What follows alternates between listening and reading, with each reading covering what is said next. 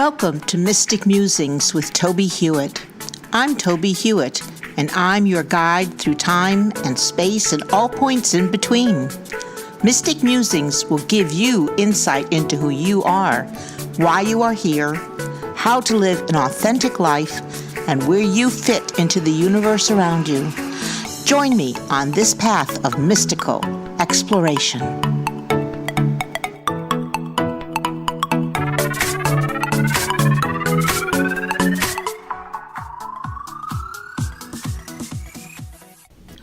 Welcome to episode 82 of Mystic Musings with Tobie Hewitt. This week, we will continue to consider pathwork as we continue our mystic journey. Stress. Can't live with it and apparently cannot live without it.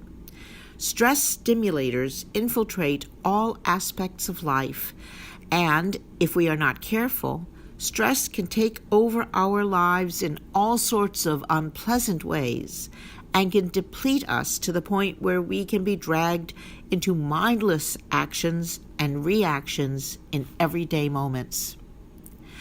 This last week has introduced an awareness of not only my stress levels, but also the exhaustion that I am suffering from, which can actually lower our defenses to stress and cause us to act and react from a space of depletion. I am a light sleeper for the most part. At least that is what my Fitbit is telling me. And any noise can bring me to a fully awake state. Perhaps this is a remnant from early mummy mode. In addition, I have a terrible time trying to get back to sleep once I am awake. So, I have been exhausted, especially as I incorporate into my early morning hours the myriad things I wish to complete before going to my part-time job as a proofreader, which also has its own set of stressors, which are exacerbated by exhaustion. You would think a person steeped in mindfulness practices would be able to avoid the results of stress, and for the most part I do. But add in a heavy dose of sleep deprivation, and I forget mindfulness and all the tools it provides for a peace-filled and aware life, and instead I descend into what can be best described as a deep fog, a very deep fog, where the slightest stimulus can cause waves of inadequacy and insecurity. Why am I telling you this?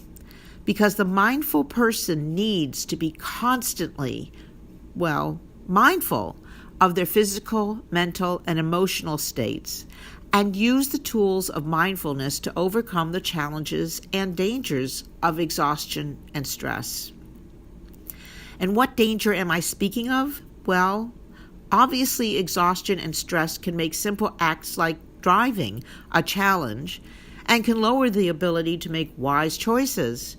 It can also open one up to negative energies that can further sap your strength and cloud your perception of what is really going on around you.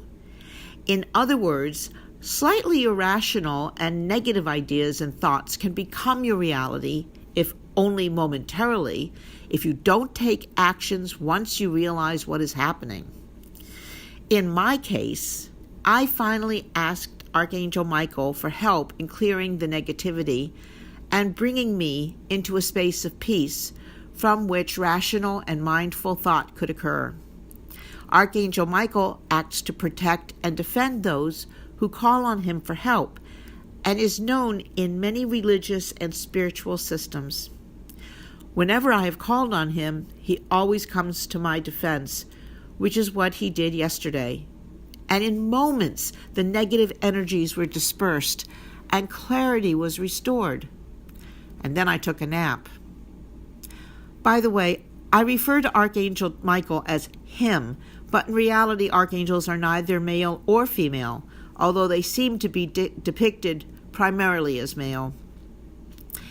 In addition, my healer guide, Nakoma, came through and offered some steps I could take to protect myself from the negative energies, such as using some of my more esoteric tools and practices to bring myself back to a space of peace.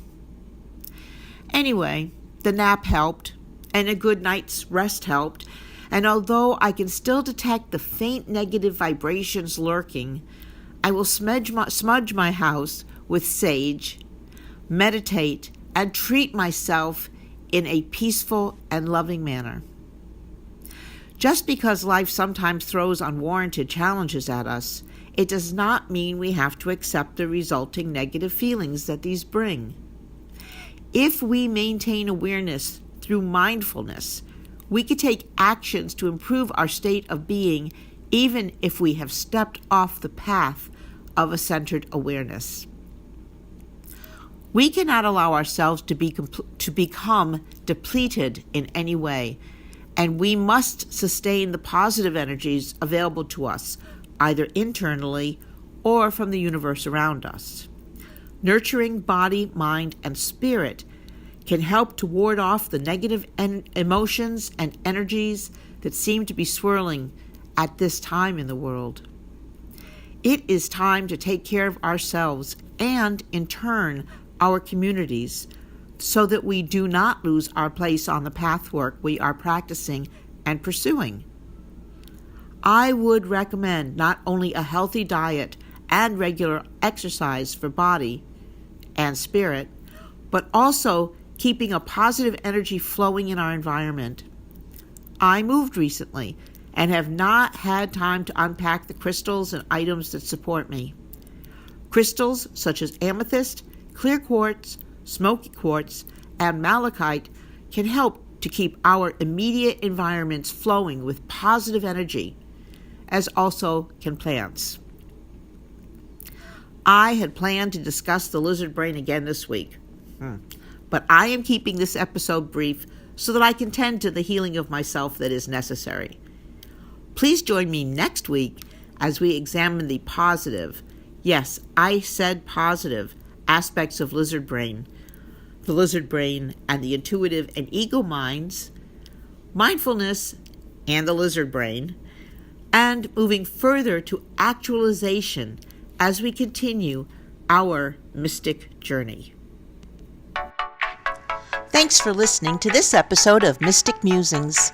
Please join me every week to continue our exploration of all things mystical that can help you have a more practical and magical life. Please visit my website, tobiehewitt.com, for more information and to read my blog postings.